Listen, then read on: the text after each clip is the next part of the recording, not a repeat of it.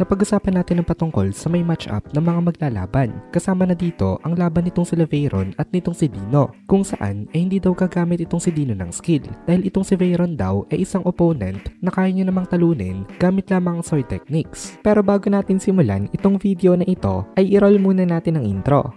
Hello everyone and welcome to my channel, ang inyong source ng Tagalog na Tansura Contents. Sa channel na ito ay pinag-uusapan natin ang mga nangyayari sa may Tansura universe. So without further ado, let's get into the video.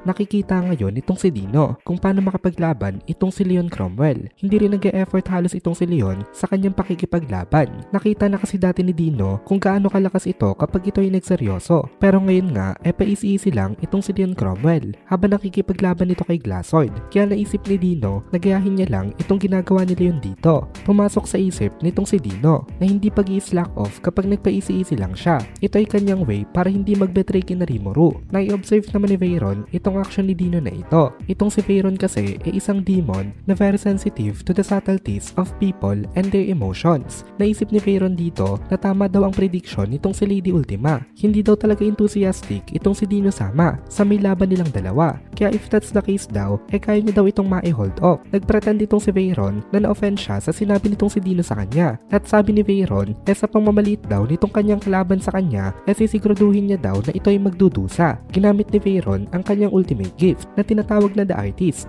Ang kanyang figure na ini-imitate ay ang batang form nitong si Byakuya Araki. Ito yung dating si Agera. Dan gamit niya ngayon ang spada na ini-forge mismo nitong si Kurube. Ito ay isang legendary grade na work of art. Masyado nang maganda ang mga gawa nitong si Kurube. As a matter of fact, 7 or 8 out of his 10 swords ay considered as legendary. Kung matatandaan natin, napaka-rare na ng legendary grade na weapons. In fact, itong mga ganitong class na weapons ay considered na as national treasure ng isang nation. Hindi daw magtatagal, aabot na rin itong si Kurube to a level of a divine craftsman, kung saan makakapag-produce na siya ng napakaraming mythical grade levels. Nung nakita ni Dino ang performance nitong si Veyron, nagsalita siya dito na interesting daw. In that case, iti-take niya daw ito more seriously. Pero kasi nungalingan lang itong sinabi nitong si Dino. Sinubukan niyang kausapin itong si Veyron gamit ang kanyang mga mata lamang. At sa pakikipag-usap niya na ito, ipinaparating ni Dino kay Veyron na siguro naman daw naiintindihan nito na act lang yung kanyang mga sinasabi. Tumango naman itong si Veyron sa kanya kasi even without conversation naiintindihan naman itong si Veyron ang gustong iparating nitong si Dino.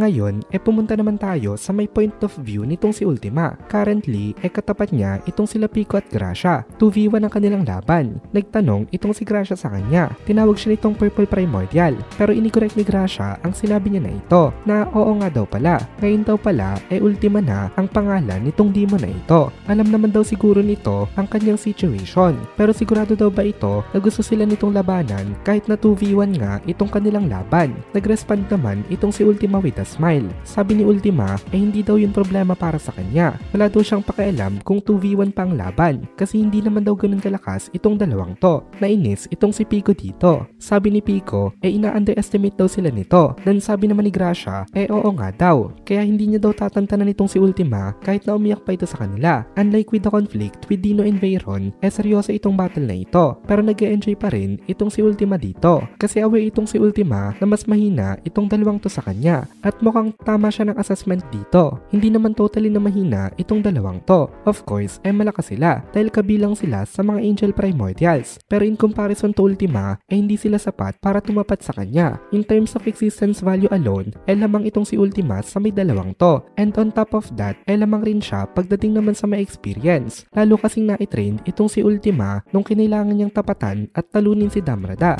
Nagsilbi itong napakagandang experience kasi dahil dito na-surpass niya ang kanyang current limit at dahil doon nagkaroon siya lalo ng confidence sa kanyang sarili. And ngayon itong dalawang Primordial Angels daw na ito ang pinakamagandang test para maihon uli itong kanyang mga skills. Sabi pa ni Ultima sa dalawang to kapag tinamaan niya daw sila ng atake baka daw maibalik ang kanilang mga free will. Kaya makiki-operate daw siya sa mga ito. Sabi naman nitong dalawa wala daw pakialam itong si Ultima kung under control man sila. Ngayon balik tayo ulit saglit sa may laban nitong sila Dagrawel at Fen. Itong battle na ito dito ang pinaka-intense so far dahil itong dalawang to ang pinakamalakas sa may battlefield. Napaka-intense na ng kanilang laban pero in reality hindi pa sila ganun kaseryoso. In other words may ilalala pa itong battle na ito. Hindi lang talaga sila makapag-all out kasi kapag ginawa nila yon lahat ng mga nandito sa may Thermagenia ngayon ay makakaramdam ng napakatinding pressure. Sa lakas daw ng pressure na yon baka hindi nga kayanin na makatayo man lang ng ilan sa mga naandito. Kaya hinihintay muna nila na mag-move ng location ang ibang mga battles bago sila tuluyan na mag-all out. Time lang talaga ang kanilang kailangan kasi once na silang dalawa na lang ang nasa may Heaven's Tower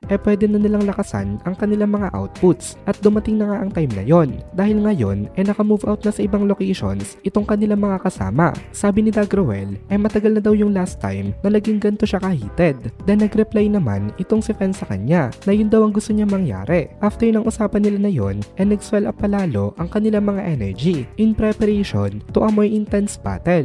At dito na muna natin tatapusin itong video na ito. Kung nagugustuhan mo itong mga videos natin ay please consider joining the membership para mapanood mo na agad ang mga kasunod na part dahil palaging advance ang ating mga members. Also ay please consider leaving a like at mag-comment ka na din para ma-boost naman tayo ng algorithm.